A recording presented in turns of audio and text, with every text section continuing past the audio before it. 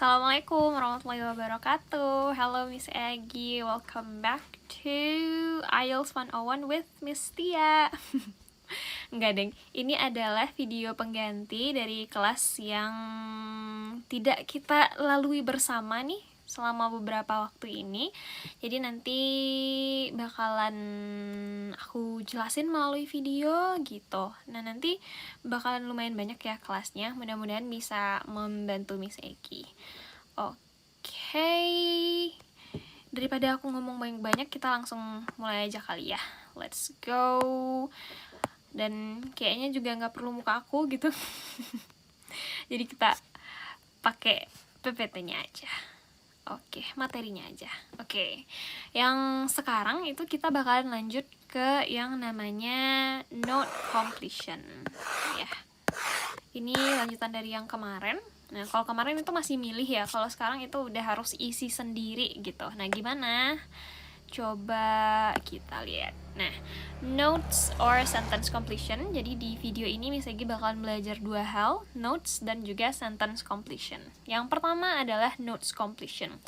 Apa sih itu notes completion? Kayak namanya itu nanti bakalan ada dikasih catatan gitu ya. Terus ada aja bagian yang kosong dan kita akan diminta untuk mengisi bagian yang kosong tersebut.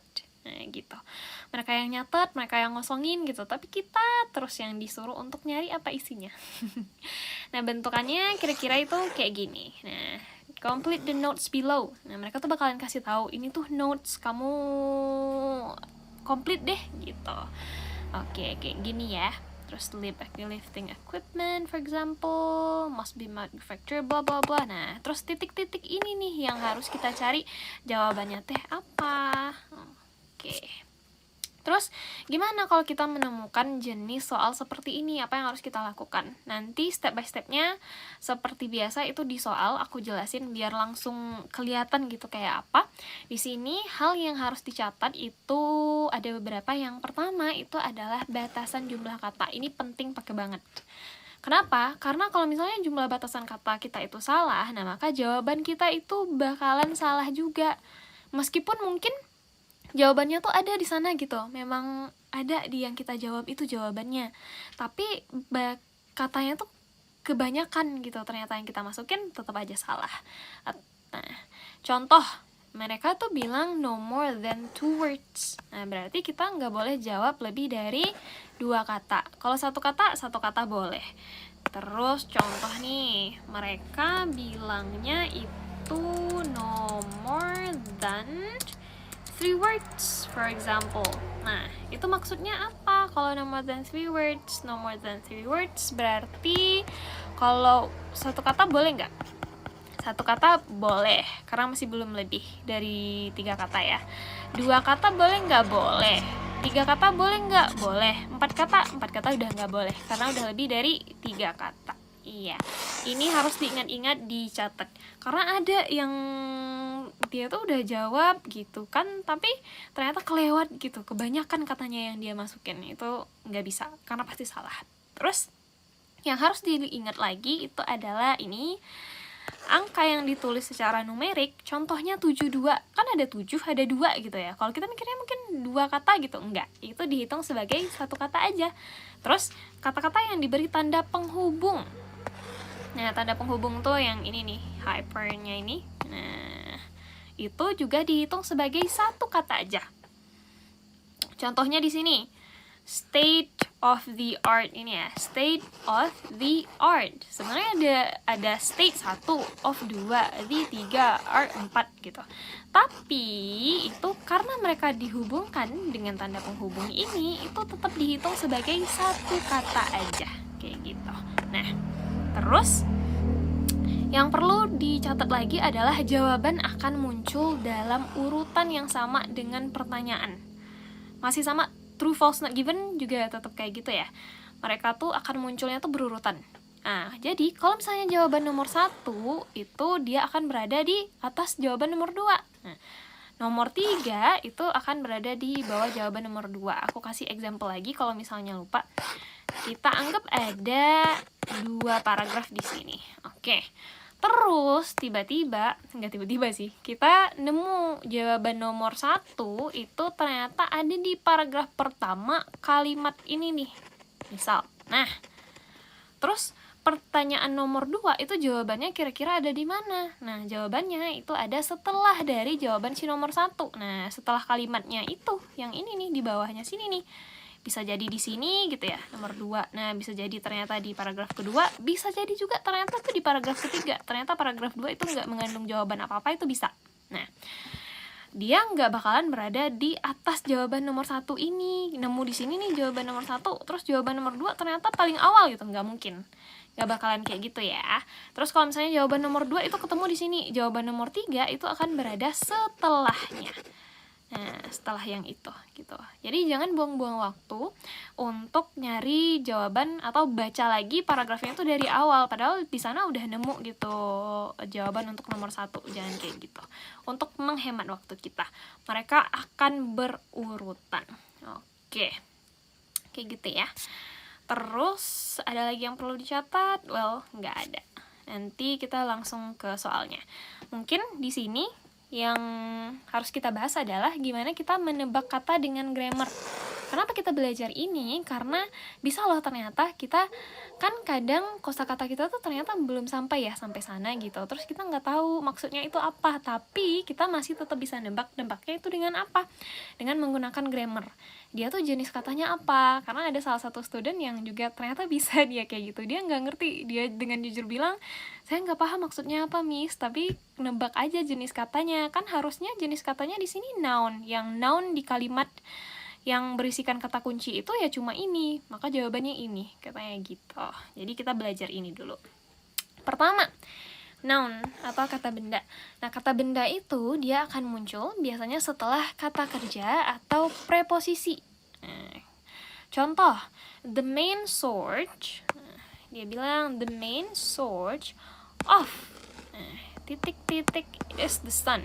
Of itu adalah preposisi. Nah, berarti di sini harusnya katanya itu berupa noun. Yes. Nah, kata benda harus yang ada di sini. Maybe for example, di sini the main source of gitu, mungkin main source of electricity maybe bisa, atau solar energy, nah, bisa gitu ya. Nah, katanya adalah noun. Contoh yang lain nih, di sini kata kerja. Nah, kalau kata kerja gimana? Contoh, she likes bla bla bla. Nah, di bla bla bla ini apa nih? Kira-kira jawabannya nih? Apa nih? Nah, di sini kan ada kata kerja, si verb. Nah, maka setelahnya itu pasti noun. Kata benda. Apa sih yang dia suka? Bisa jadi ternyata dia itu sukanya sama books. Ya, gitu ya. Atau mungkin dia suka flowers. Nah, kata benda. Oke, kayak gitu contohnya. Terus mungkin ya ada beberapa juga yang ngerasa kok rasanya ini susah gitu. Itu bisa juga diganti dengan ya mengganti ke bahasa Indonesia aja. Contoh, the main source of bla bla bla is the sun. Nah, artinya kan titik-titik adalah sumber utama dari titik-titik gitu ya. Sumber utama dari titik-titik adalah matahari. Nah, titik-titik ini apa? Titik-titiknya ya benda gitu. Nah, the main source of apa adalah matahari. Nah, jadi ini adalah sesuatu gitu. Jadi kata benda. Oke. Terus verb, kata kerja. Biasanya kata kerja muncul setelah si subjeknya. Contoh, solar energy. Terus ini subjek nih. Ternyata setelah subjek udah titik-titik aja nih. Nah, berarti di sini itu dia adalah verb, kata kerja. Nah, nggak bisa pakai kata benda. Solar energy gitu. Electricity for homes. Nggak bisa. Dia kata kerja. Apa kira-kira? Mungkin, for example, bisa jadi dia produce. Solar energy produces electricity for homes. Nyambung tuh. Pas ya.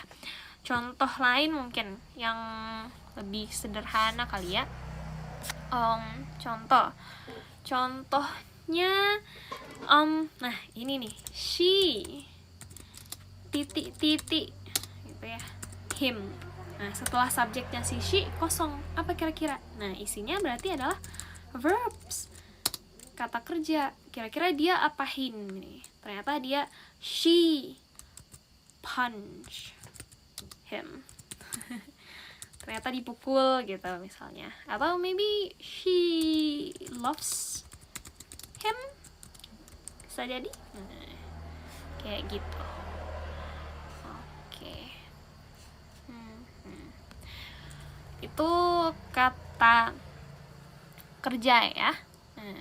Selanjutnya kata sifat. Kalau kata sifat kapan? Nah, kata sifat itu berada sebelum kata benda gitu ya, atau sesudah comparative markers. Nah, gimana? Contoh, renewable energy is a bla bla bla solution. Solution ini adalah kata benda nih, noun. Nah, terus di sini kira-kira apa?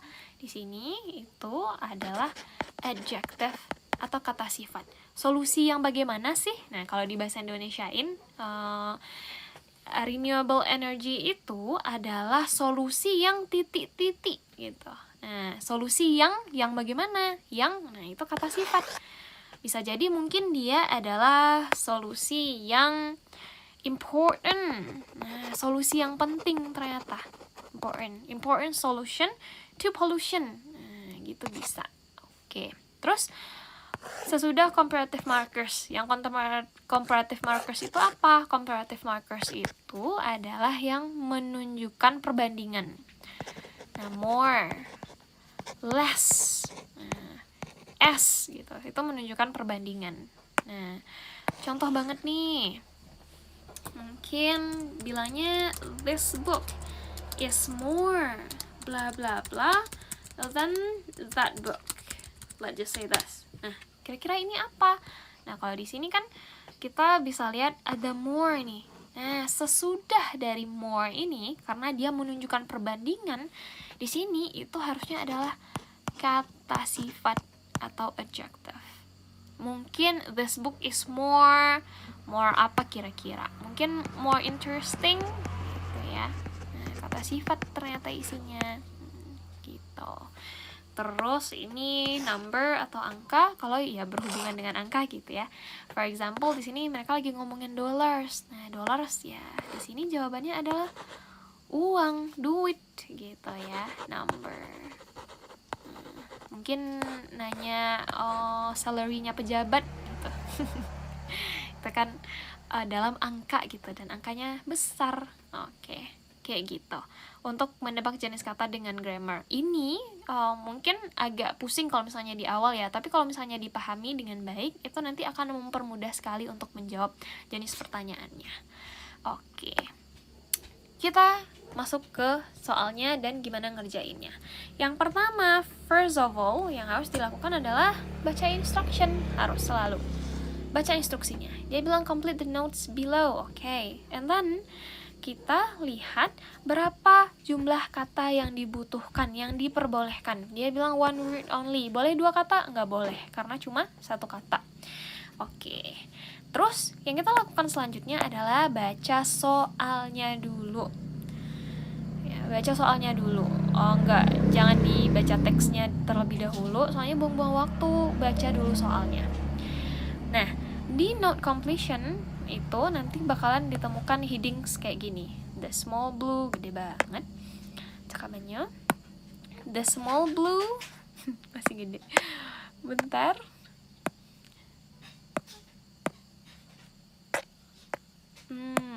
The small blue, yeah. The high brown fritillary, the silver studded blue, the white admiral. Nah, ini apa nih? Nah, ini tuh mereka adalah subheadings yang kita juga sebut dengan proper noun, atau dia adalah kata-kata yang tidak akan diubah di teks. Jadi di teks tuh the small blue ini bakalan tetap jadi the small blue. Nah, maka ini subheadings ini itu berfungsi untuk mencari lokasi dari jawabannya. Nah, jadi jawaban nomor 1, nomor 2 itu bahkan berada di kata-kata yang dekat di small blue ini. Jadi itu fungsinya untuk cari di mana sih letak dari jawabannya. Oke, terus yang selanjutnya kita lakukan adalah pahami dulu soalnya ini maksudnya apa nih. Nah, kalau untuk ngebaca soal ini itu kita baca dulu dari sini nih. The small blue lives in large apa gitu. The small blue first appear at the start of.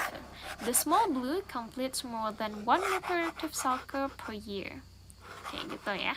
Oke. Nah, terus bacanya satu-satu soal aja atau gimana nih? Nah, bacanya paling bagus itu baca dulu satu ini. Untuk supaya kita lebih gampang. Nah, gampangnya gimana? Kita coba lihat ya.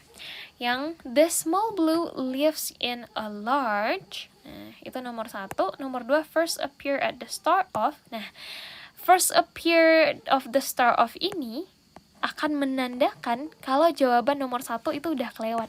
Nah, ingat dia berurutan ya. Nah, jadi kenapa kita harus paham nih atau kita baca dulu yang nomor 2 sebelum kita cari nomor 1 supaya kita tahu kita batasan baca kita tuh sampai mana. Kalau misalnya makna dari jawaban pertanyaan nomor 2 ini udah nemu gitu ya. Oh, ini udah ngomongin jawaban nomor 2 nih. Nah, balik lagi ke atas cari nomor 1 dulu. Kayak gitu. Oke. Ini juga meskipun nggak ada nih yang harus dicari di sini, tapi dia itu menandakan kalau jawaban kita untuk nomor 2 itu udah kelewat, gitu katanya tuh. Jadi balik lagi baca ke atas, kayak gitulah. Oke. Nah, selanjutnya yang kita lakukan itu adalah kita pahami soalnya, kita lihat kata kuncinya apa.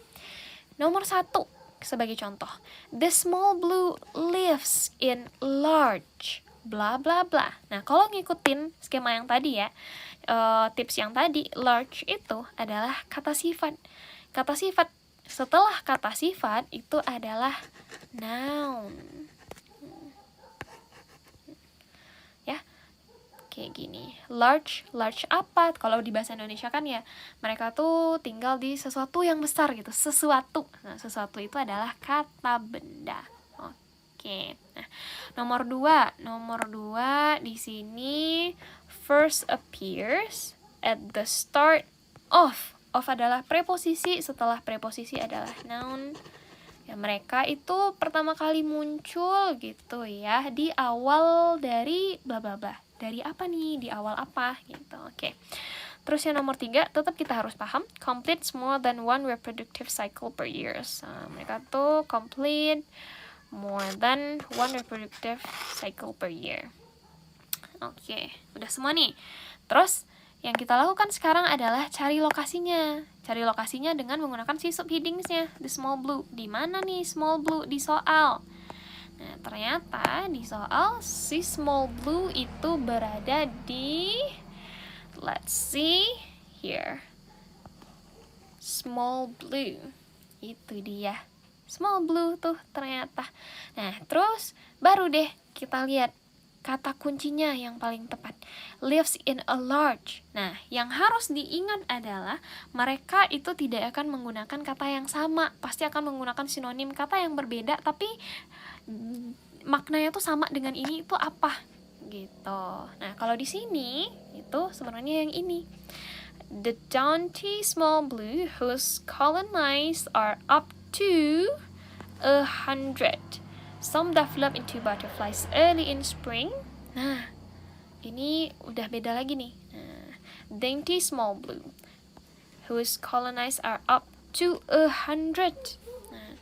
Small blue ini ternyata koloninya gitu ya. Nah, kalau koloni ini apa? Koloni itu adalah mereka yang hidup bersama-sama. Nah, sama kan ya maknanya dengan lives? Colonies. Nah, oke, mereka hidup sama-sama up to 100. Nah, ternyata koloninya tuh bisa nyampe 100. Nah, 100 itu apakah kecil atau besar? Besar. Nah, maka maknanya sama dengan large.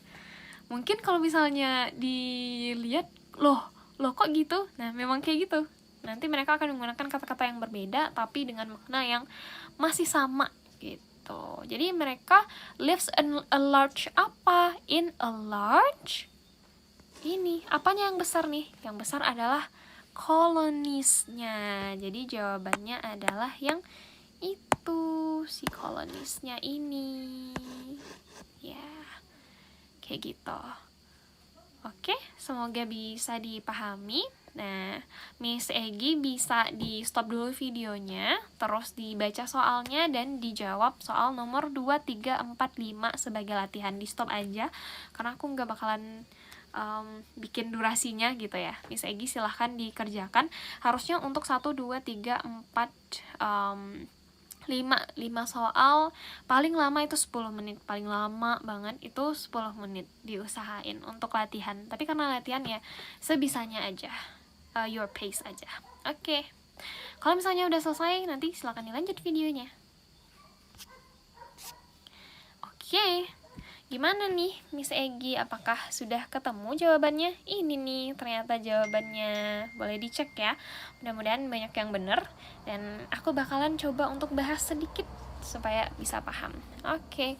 Di sini the small blue, yang pertama itu kolonis ya. Dan nemu the small blue gitu ya. Nih, kolonis are up to 100. Oke. Nomor 2 tuh ternyata jawabannya spring. Nah, kok bisa spring? Oke, di sini mereka bilang first appear at the start of. Mereka tuh pertama kali muncul itu kapan gitu di small blue. Nah, di sini some develop into butterflies. Develop into butterflies kan awalnya mereka tuh berarti bukan butterflies, tapi mereka adalah caterpillar, ulat. Nah, mereka berubah jadi butterflies. Ketika mereka berubah jadi butterflies, ya mereka bisa dilihat sebagai kupu-kupu si small blue. Nah, maka ini sama maknanya dengan first appear. At the start of. The start of ini, nah, itu sama dengan early. Early-nya kapan?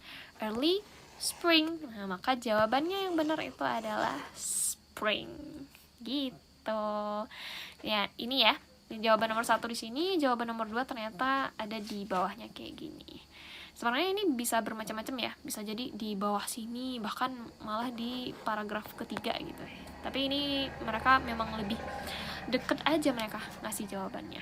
Oke, nah yang selanjutnya the high brown fritillary. Di mana dia? Di sini dia. Oke. Terus jawaban untuk nomor 3 teh ternyata adalah endangered. Kok bisa endangered? Kita pahami dulu.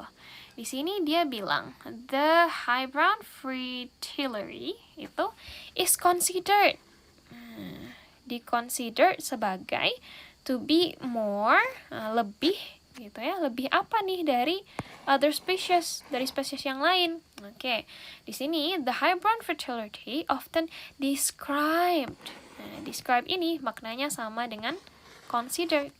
Mereka tuh dideskripsikan sebagai most. Most itu sama dengan more. More apa mereka? Mereka more endangered. Ternyata mereka lebih langka nih daripada other species. Gitu, makanya jawabannya itu adalah endangered, yang nomor 3.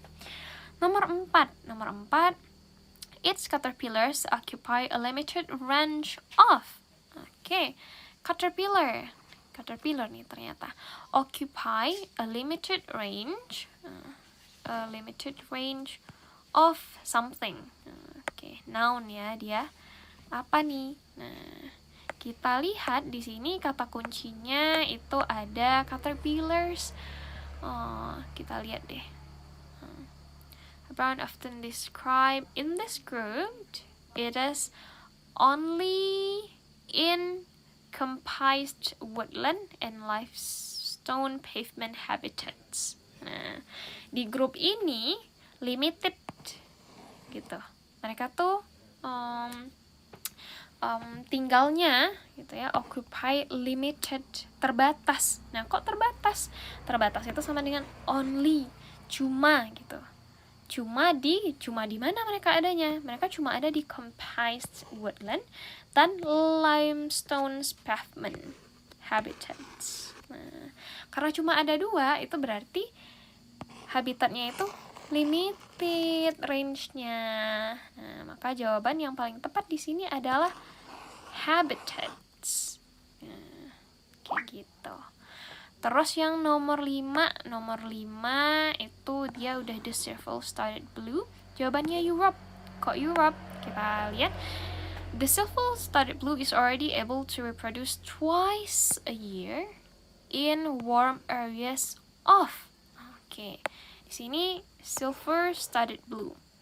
Nah, terus ternyata di sini kita bisa tahu ya kalau yang di atas gitu dan yang di bawah, pokoknya satu paragraf itu membicarakan tentang silver studded blue. Nah, ingat dia tuh jawabannya bisa jadi ada setelah jawaban nomor 4. Nah, jadi bisa jadi di sini sebenarnya, bisa jadi di sini. Jadi meskipun silver studded blue kita nemunya di sini, tapi baca dulu yang di atasnya.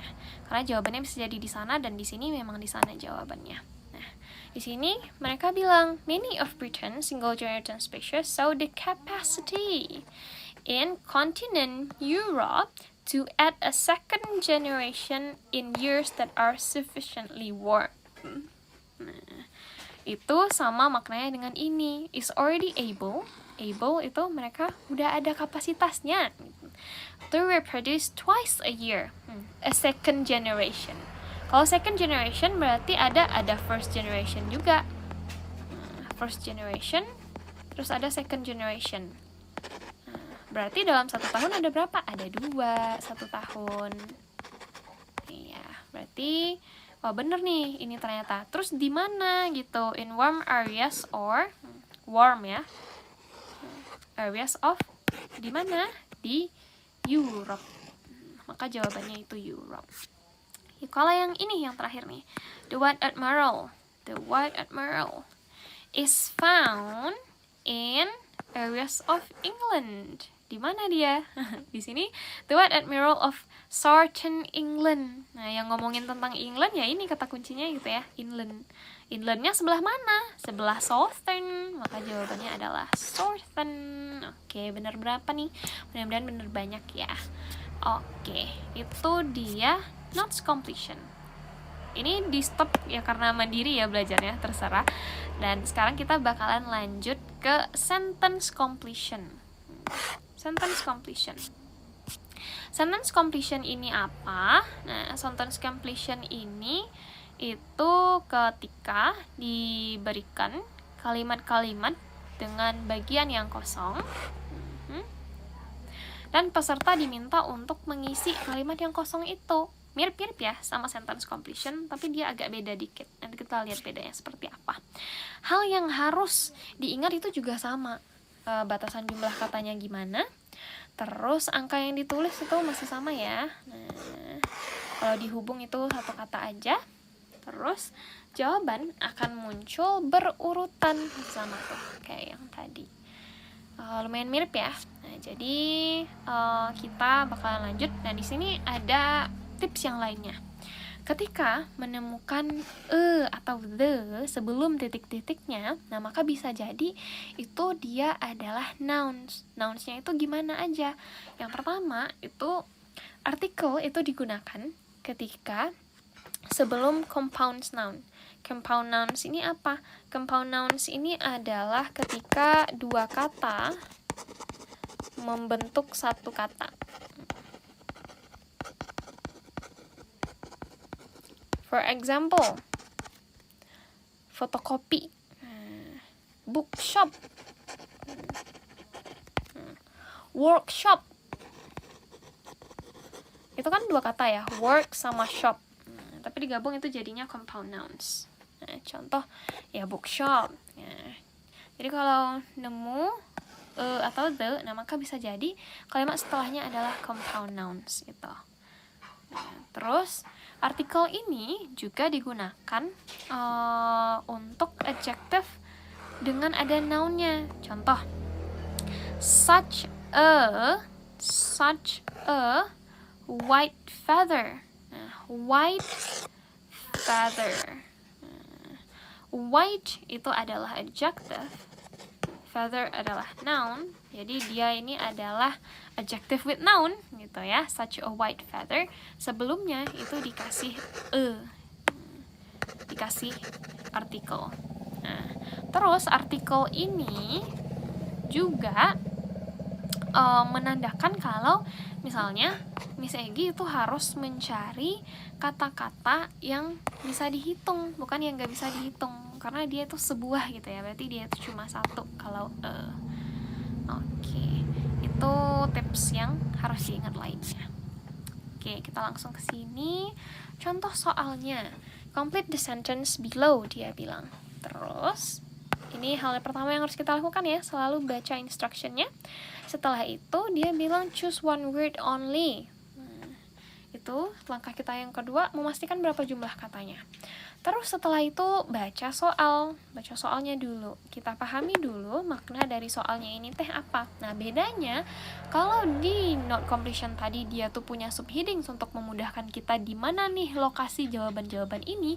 Kalau di kalau di sentences completion itu mereka nggak punya. Jadi mereka tuh langsung kayak gini aja. Tuh.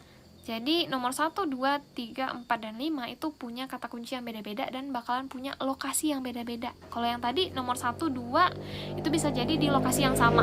Tapi kalau ini enggak, mereka semua beda. Oke, langkah selanjutnya kita pahami dulu makna dari si soalnya itu seperti apa. Peatlands which have been drained.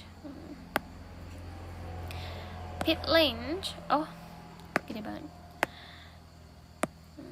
Peatlands which have been drained begin to release blah blah blah instead of storing it. Peatlands itu ketika mereka sudah dikeringkan, mereka akan mulai mengeluarkan release. Release adalah kata kerja, maka setelah kata kerja itu adalah nouns. Mereka tuh mengeluarkan sesuatu. Apa yang mereka keluarkan? Nah, itu yang harus kita cari. Nah, di sini kan ada proper nouns, kata yang tidak akan diganti di soal. Nah, kalau di sini itu nggak terlalu jelas, tapi kita bisa lihat beberapa, misalnya peatlands gitu ya. Terus drain masih ada kemungkinan buat dirubah, tapi cari sinonimnya aja. Begin to release, oke, kata kunci kita. Sekarang peatlands itu mereka ngomongin peatlands itu di sebelah mana? Kita cari. Nah, kalau di soal yang ini kita memang bacanya satu-satu gitu, Miss. Satu soal dulu, soal nomor 2, abis itu soal nomor 3 kayak gitu. Oke. Di sini kita nemu peatlands ada di sini. Oke. Terus kita cari peatlands itu dia have been drained, yang udah drained gitu. Nah, di sini ternyata when peatlands are drained for cultivation, they become net carbon emitters. Mereka menjadi net carbon emitters instead of active carbon stores. Nah, ternyata mereka tuh jadi pengeluar si karbon dibandingkan dia itu stores si karbonnya. Nyambung ya di sini. Kita nemu nah sinonimnya di sini. Peatlands which have been drained to begin to release. Nah, peatlands itu ketika udah dikeringin gitu ya, pas ya, begin to release. Apa yang mereka release? Mereka itu menjadi pengeluar dari karbon. Emitters itu adalah ketika sesuatu benda itu mengeluarkan sesuatu gitu ya. Nah, itu emitters. Nah, ternyata mereka mengeluarkan karbon dibandingkan mereka store si karbonnya. Maka jawabannya di sini ini adalah yang paling cocok, karbon. Yes. Kayak gitu. Jawabannya karbon. Oke. Nah, jadi hal yang bisa diingat ya, yang penting, maybe I'll give it here. Questions itu. Questions are text the passage with different wordings.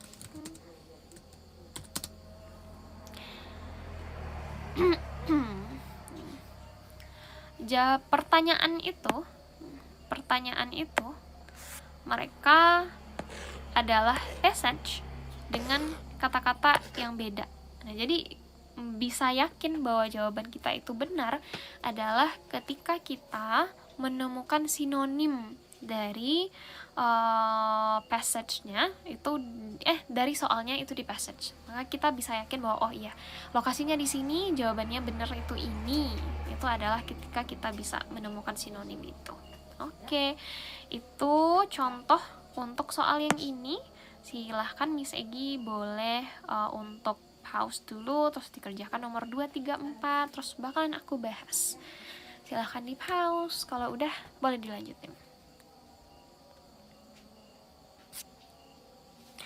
Oke, kalau misalnya Miss Egi udah selesai, selamat datang di penjelasannya. Di sini aku bakalan jelasin kenapa jawabannya bisa begitu. Kalau ini karbon, karena yang tadi ya udah dijelasin, dan carbon emitters dia tuh. Nah, yang nomor 2 teh jawabannya adalah fires. Kok bisa fires? Kita cari dulu kata kuncinya ini apa, terus kita pahami maksud soalnya. Dia bilang once peatlands areas have been cleared. Nah, ketika peatlands itu cleared, titik-titik, kan sebelumnya gitu ya, titik-titik are more likely to occur. More likely to occur. Ketika peatlands itu sudah dibersihkan gitu lah ya, sesuatu itu akan besar kemungkinannya untuk muncul. Nah, apa kira-kira? Nah, kalau di sini itu kita cari dengan kata kunci ini sebelah mana, karena nomor 1 udah di sini, berarti di bawahnya ya. Di bawahnya itu yang mana? Nah, di sini. The clearance of peatlands. Nah, bahasanya ya. The clearance of peatlands. Nah, itu sama dengan ini. Once the peatlands have been cleared. Nah, sama, cuma diganti kata-katanya. For planting also increases, meningkatkan resiko. Kalau resikonya meningkat, berarti dia bakalan lebih sering muncul. Apa yang lebih sering muncul? Forest fire. Nah, di sini nih. Kan harusnya forest fire ya. Tapi kita hanya diperbolehkan berapa kata? 1 kata aja. Nah, maka yang kita ambil adalah fires-nya. Jawabannya adalah fires. Itu pentingnya juga untuk lihat berapa banyak kata yang boleh kita masukin. Oke, terus selanjutnya clearing peatlands first to make way. Nomor 3 jawabannya biodiversity. Kok bisa? Dia tuh ada di sebelah sini ya. Oke. Di sini dia bilang clearing peatlands first to make oil palms. Ini sih sebenarnya kata kunci kita adalah oil palms. Yang ngomongin tentang oil palms adalah ini dia. Terus kita tahu apa yang mereka destroys. Mereka tuh bilang bahwa we're seeing huge peatlands forests with extremely high diversity value being lost.